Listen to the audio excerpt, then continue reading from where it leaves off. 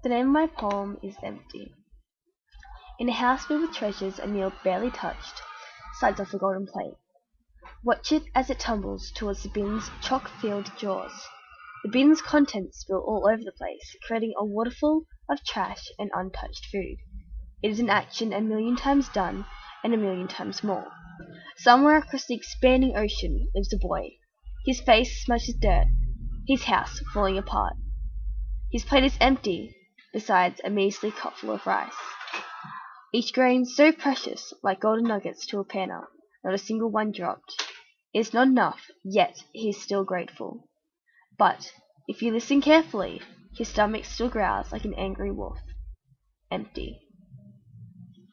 So, throughout the world, poverty is evidently a major issue in countries of lower economic positions, and many organizations have been founded on helping communities around the world affected by poverty.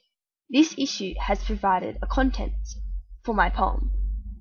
I believe the inequality between different countries has been generated from the varying economic positions, and has caused ignorance or even a lack of compassion in the people living in countries with stronger economic positions, which we must become aware of. To express my perspective on this issue, I chose to use free verse form, which generally expresses a stream of captivating images which makes the audience reflect on the issue at hand. The reaction I hoped to generate in the audience was shock at what they had been ignoring, and disgust and guilt over the fact that they were. I wanted the audience to feel pity towards the boy living in poverty, and uncomfortable over the fact that they were unaware of this issue. The theme of this poem has conveyed the message that many people around the world are living in bad conditions. It brings to light the issue that many people living in good conditions are oblivious to their plight, and unaware that their everyday actions could be a fantasy to others. The poem changes its attention between someone living in luxury and someone living in poverty to achieve the conflicting tones. It first focuses on the wasteful action of throwing away food, then the contrasting action of someone eating his only meal of rice for the day. This change of focus intends to create a mood of awareness over the contrasting lifestyles and creates an ironic tone.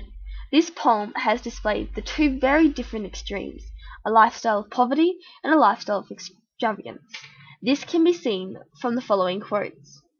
A meal barely touched slides off a golden plate, and his plate is empty besides a measly cupful of rice. These two quotes create a tone that generates multiple emotions like disgust and sadness.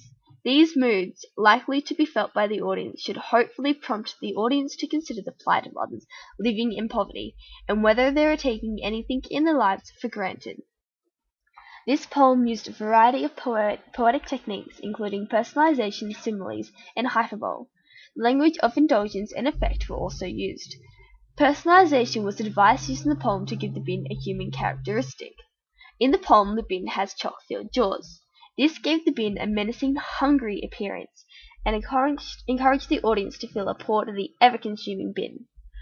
So similes were also a key device in the poem. It was designed to help give the audience a sense of imagery and a vague sense of familiarity. So in the poem, a grain of rice was so precious, like golden nuggets to a panner, and the boy's stomach still growls like an angry wolf. So, using my knowledge of the language of effect, I utilized the words with negative connotations associated with greed, and on the flip side, poverty. So I applied my knowledge of the language of indulgence to create images that highlighted the greed and waste in countries with good economic positions. So to conclude, this poem attempts to express the idea that people are ignorant of the plight of those living in poverty.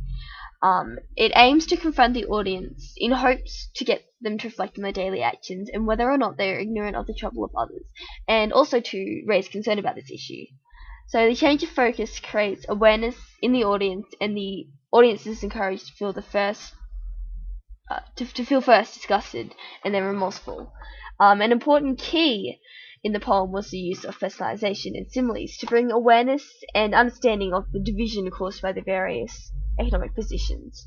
So the language of effect and indulgence emphasized the greed and wastefulness of one culture and the lack of luxurious things in another. The combination of these components, with any luck, encouraged the audience to reflect on whether or not they are ignorant about this issue.